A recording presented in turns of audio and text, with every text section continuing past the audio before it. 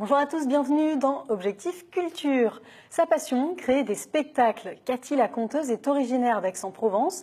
Elle intervient sur les scènes de la région depuis plusieurs années et propose notamment des spectacles pour enfants, pour les écoles, les crèches ou les anniversaires entre autres. Bonjour Cathy Kasprzac. Bonjour Camille. Merci d'être avec nous. Merci. Alors, vous êtes donc auteure, conteuse, comédienne. Raconter des histoires, ça a débuté tôt chez vous? Alors j'ai commencé par écrire, il y a très très longtemps. Et puis après j'ai arrêté, j'ai dansé. J'ai fait de la danse beaucoup. Et après je suis revenue à l'écriture et au conte finalement, avec l'impro aussi. En reprenant l'impro, en fait, le théâtre d'impro, j'ai eu envie d'être sur scène, beaucoup. Et comme j'avais beaucoup de textes et beaucoup de contes, du coup j'ai tout mis en scène et voilà. Et donc ça a commencé comme ça. On vous voit beaucoup donc sur les scènes de la région, avec beaucoup de propositions dédiées aux enfants, beaucoup de contes. Oui. Comment ça se passe justement, un spectacle conté? Alors, ça se passe que déjà, il faut entamer le conte par quelque chose de magique. Un truc que les enfants ont l'habitude, c'est une formule magique avec un livre magique qui s'ouvre avec une baguette magique. Donc c'est toujours le même rituel que les enfants commencent à connaître maintenant. Donc ça commence par Shabadi, Shabada, les histoires sont là. Et donc les enfants reprennent avec moi, puis on ouvre le livre magique qui ne s'ouvre qu'avec cette formule, sinon ça ne s'ouvre pas si on ne la dit pas.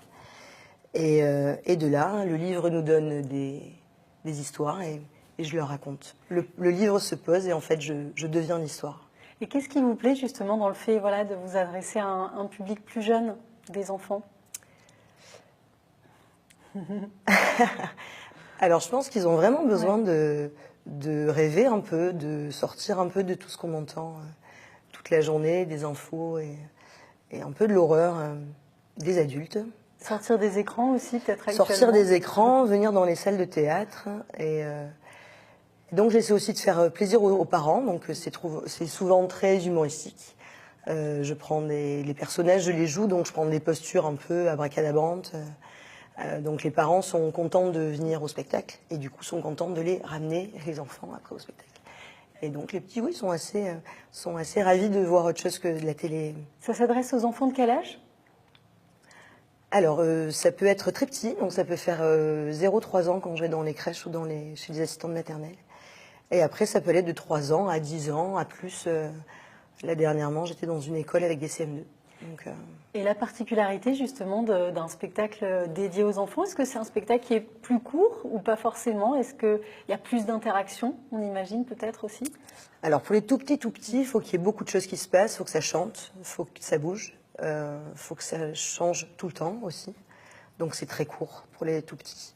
Après pour les grands, on peut aller jusqu'à 3/4 d'heure, 1 heure sans problème, je pense. Vous intervenez dans de nombreuses scènes assez variées. Vous faites aussi des promenades, des balades spectacles, contées. Des balades contées à l'extérieur. Oui. Ça, c'est particulier. En quoi ça consiste? Alors, je l'ai fait à Ventabren, essentiellement. Donc, la balade consiste en une balade toute simple. Hein. On part pendant 3 heures, 3 heures dehors.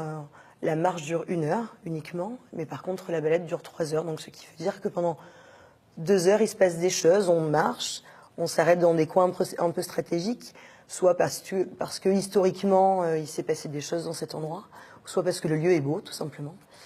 Et là, donc, soit je conte des histoires provençales, un peu inconnues, soit des histoires du village, qui sont inconnues aussi, ou des ragots, ou des choses qui ont été dites par les anciens et qui m'ont été rapportées par les anciens. Ou soit je parle de l'historique même des murs, puisque les murs ne parlent pas. Donc vous emmenez des petits groupes comme ça à la découverte du patrimoine, un petit peu des histoires. Vous proposez aussi des ateliers d'écriture imaginative pour les enfants. Dans les écoles. Dans les écoles. C'est quelque chose qui est mis en place par la mairie à Aix-en-Provence. Ça s'appelle les ateliers poivre. Donc en fait, ça se passe sur les temps méridiens de cantine. Donc plutôt que les enfants soient dehors quand il pleut ou quand à faire rien, ou à s'ennuyer, on propose des ateliers. Donc moi, je propose effectivement des ateliers d'écriture. Donc j'amène un sujet, un thème. En général, c'est assez... J'amène un coffre avec des parchemins où j'arrive déguisée. Et de là, je leur démarre une histoire et ils doivent continuer. On imagine qu'ils sont assez fans, Ouais. ils participent assez facilement. Tout à fait, Ouais. ils sont assez contents d'être là et du coup, ils apprennent à aimer l'écriture et à avoir envie d'écrire des choses différentes, laisser partir son imagination, ne pas se donner de limites aussi dans son imaginaire. Et, et voilà. Et voilà. Vous êtes aussi improvisatrice, vous l'avez Oui. dit, vous faites donc du théâtre d'improvisation, Tout à fait. notamment avec les fruits des fondus d'Aix. Oui. Alors, pour expliquer au public, c'est quoi le théâtre d'impro? En quoi ça consiste? Alors la base de l'improvisation, c'est d'être à l'écoute de l'autre et d'accepter les propositions de l'autre et du groupe. Donc en fait, c'est se mettre, on va dire, au service de l'autre pour le rendre encore plus beau et encore meilleur. Et du coup, lui, il va nous rendre l'appareil. Et voilà, donc ça peut être des matchs d'impro avec des équipes différentes et un arbitre. Ça peut être aussi des catchs, où là, c'est des équipes des binômes, où vraiment, il y a aussi un arbitre. Il y a des thèmes parfois Des qui sont imposés. Bien et sûr, puis, il y a des thèmes toujours imposés et où on ne connaît rien. Il y a des catégories aussi, où on nous impose des catégories. Par exemple, sur le thème, on va dire le thème, le pompon sur la cerise, ce serait le thème. Et la catégorie, ce serait en vaudeville. Et en quelques secondes, on doit aller sur scène et envoyer pour 3 minutes, quoi. Et qu'est-ce que ça apprend? On imagine pas mal de confiance, de réflexe, justement, le théâtre d'impro. Bah déjà la spontanéité, le fait de regarder les gens en face et dans les yeux, parce que c'est aussi comme ça qu'on comprend ce que veut l'autre. Parce qu'en impro, on ne sait pas du tout où va l'autre et où il va nous mener, et l'autre ne sait pas non plus où on va l'emmener. Du coup, il faut bien se regarder, ça nous apprend à nous regarder, à nous comprendre, à nous écouter, même écouter le corps, et surtout écouter ce que dit l'autre essentiellement, et prendre toutes les infos, toutes les prendre les unes après les autres et s'en servir. Alors, vous avez créé un spectacle là qu'on va voir très, très prochainement dans la région qui s'appelle justement Le pompon sur la cerise, une comédie pour adultes. Oui. Justement, donc, comment ça se passe pour créer une pièce, voilà, écrire, ça vient d'où l'inspiration? C'est comme du théâtre d'impro, ça part Ouais, comme ça d'une idée. c'est un peu parti comme ça, oui. Ouais. Ça a été l'envie de faire autre chose que du conte pour enfants. C'est aussi pour ça que je fais des balades contées, parce que c'est pour les adultes et pour les enfants, c'est pas spécialement que pour les petits. Et j'avais envie de me frotter au théâtre et de... L'impro, c'est très bien, j'adore ça, je pense que je pourrais pas faire sans. C'est en plus très... Enfin, ça m'a appris énormément pour pouvoir compter, être bonne aussi en conte.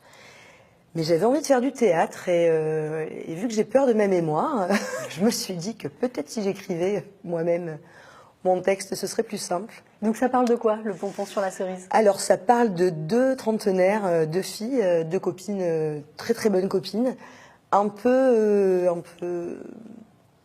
girly, un peu les filles dans toute sa splendeur, tout ce qu'on peut imaginer, qui doivent partir à une soirée déguisée, à une fête.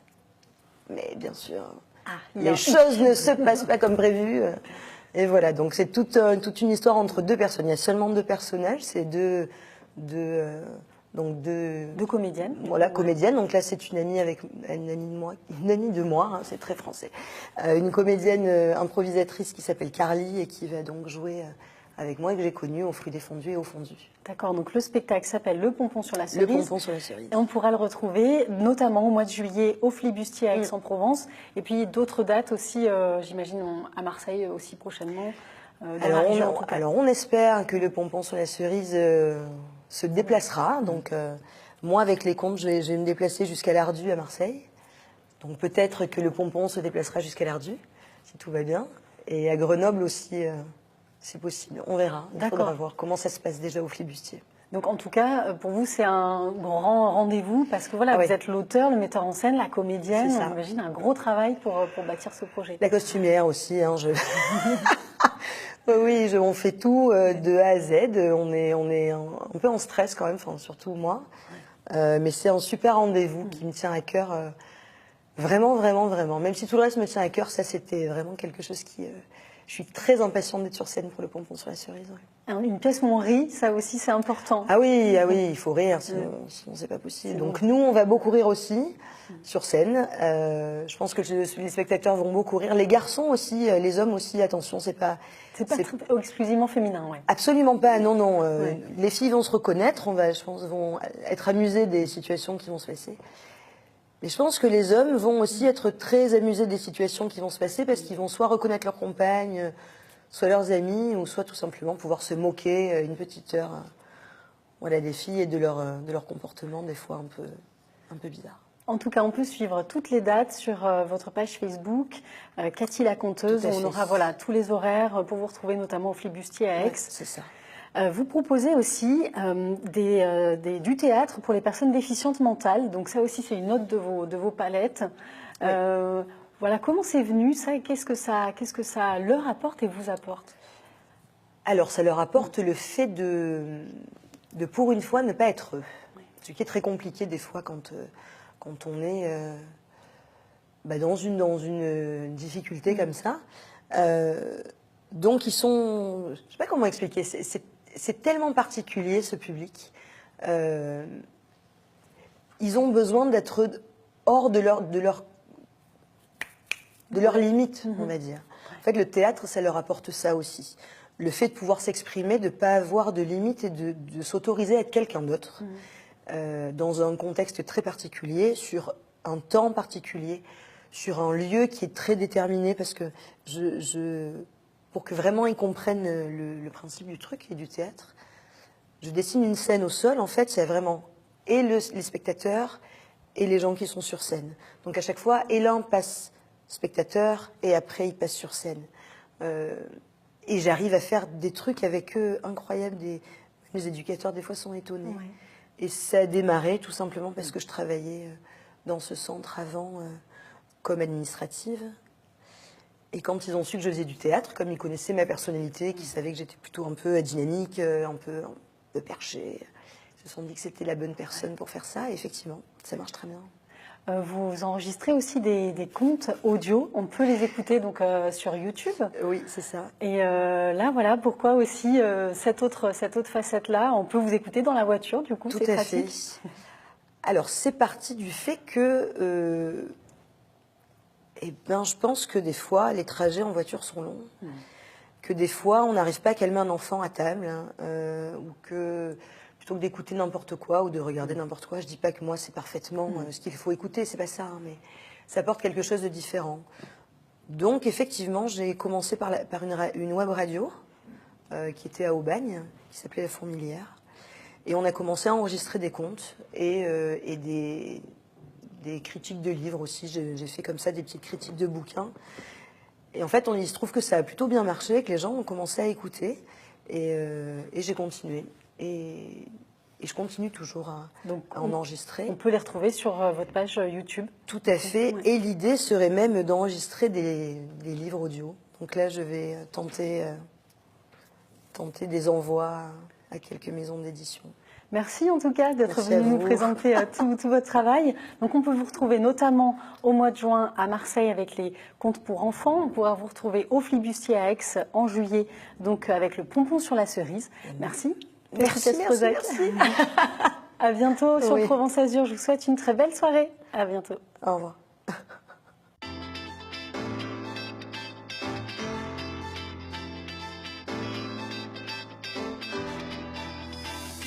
Les